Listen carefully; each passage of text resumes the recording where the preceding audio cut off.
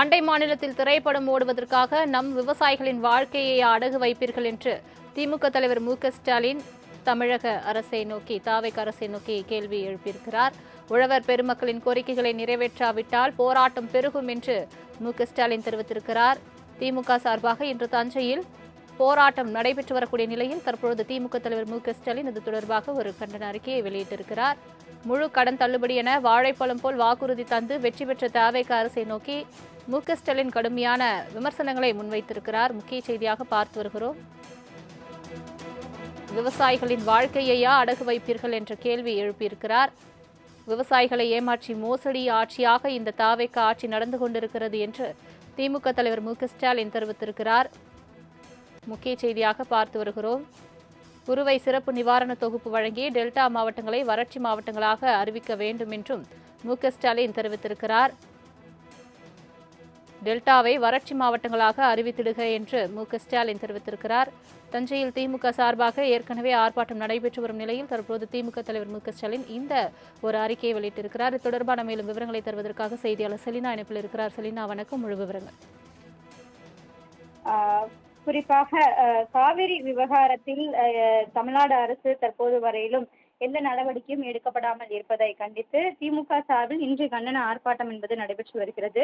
இந்த நிலையில் காவிரி விவசாயிகளுக்காக எதிர்க்கட்சித் தலைவர் நடைபெற்று வரக்கூடிய ஆர்ப்பாட்டத்தில் உழவர் பெருமக்கள் கோரிக்கைகளை நிறைவேற்றாமல் பெரும் போராட்டம் என்பது பெருமிதமாக இருப்பதாகவும், காவிரி பெருக்கெடுக்க வேண்டிய ஆடிப்பெருக்கு நாளில் டெல்டா விவசாயிகள் அதே நேரத்தில் போராடி வருவதாகவும், விவசாயிகள் தொடர்ச்சியாக மக்களின் உணர்வுகளை உறக்க சொல்லும் இந்த ஆர்ப்பாட்டத்தில் பங்கேற்க தோழமை கட்சியாக இருக்கக்கூடிய ஜவாஹிருல்லா, தமீமுன் அன்சாரி, அதே போல நெல்லை முபாரக் ஆகியோர்களுக்கும், நிர்வாகிகள் தோழர்கள் அனைவருக்கும், விவசாய சங்கத்தின் பிரதிநிதிகள் அனைவருக்கும் திமுக சார்பில் நன்றிகளை தெரிவித்துக் கொள்கிறேன் என்று தெரிவித்திருக்கிறார்.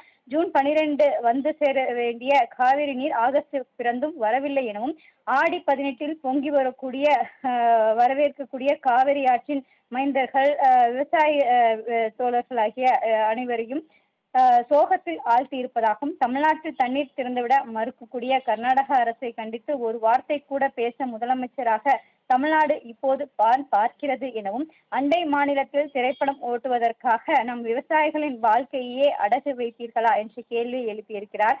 முழு கடன் தள்ளுபடி என வாழைப்பழம் போல் வாக்குறுதியை தந்து வெற்றி பெற்றவிட்டு விவசாயிகளை ஏமாற்றி மோசடி ஆட்சியாக இந்த தாவேக ஆட்சி நடந்து கொண்டிருப்பதாகவும், மேட்டூர் அணை கட்டியே தீர்வோம் என அடம் பிடிக்கக்கூடிய கர்நாடகாவுடன் பேச்சுவார்த்தை நடத்த சொல்லாமல் தமிழ்நாடு முதலமைச்சர் நேற்று கர்நாடகாவில் நடந்த அனைத்து கட்சி கூட்டம் பற்றி செய்திகளை பார்த்தீரா என்ற கேள்வியை எழுப்பியிருக்கிறார். இங்கு அதே போல அனைத்து கட்சி கூட்டத்தை முதலமைச்சருக்கு கூட்ட நேரம் இல்லையா என்ற கேள்வியும் எழுப்பியிருக்கிறார். விவசாயிகளை சந்திக்காமல் புறக்கணித்துவிட்டு வேளாண் பட்ஜெட்டை திருப்பதியை தூக்கி சென்று கொண்டால் என்ன பாவம் போய்விடுமா என்ற கேள்வி எழுப்பியிருக்கிறார். அதே போல நாக்பூரில் நம் விவசாயிகள் கைது செய்யப்பட்டிருக்க கூட கண்டனம் தெரிவிக்காமல் கள்ள மௌனம் காக்கிறார். திரையில் துணிந்து விவசாயியாக வேடம் தந்தவர் என்று தெரிவித்திருக்கிறார். விவசாயிகள் இனியும் வஞ்சிக்காமல் தாவேக அரசு வாக்குறுதிகளை முழு கடன் தள்ளுபடி செய்ய வேண்டும் எனவும், குறுவை சிறப்பு நிவாரண தொகுப்பு வழங்கி டெல்டா மாவட்டங்களை வறட்சி மாவட்டமாக அறிவித்திட வேண்டும் எனவும், காவேரியில் தமிழ்நாட்டின் உரிமைகளை காற்றில் பறக்க விடாமல் தீவிரமாக செயல்பட வேண்டும், அதுவரை திமுக தொடர்ந்து போராட்டம் என்றும் தெரிவித்திருக்கிறார். குறிப்பாக காவிரி தமிழ்நாட்டில் பிறக்காமல் இருக்கக்கூடிய நிலையில் திமுக போராட்டம் என்பது தொடரும் எனவும் திமுக தலைவர் மு.க.ஸ்டாலின் தெரிவித்திருக்கிறார். தங்களின் முழு விவரங்களுக்கு நன்றி செலினா.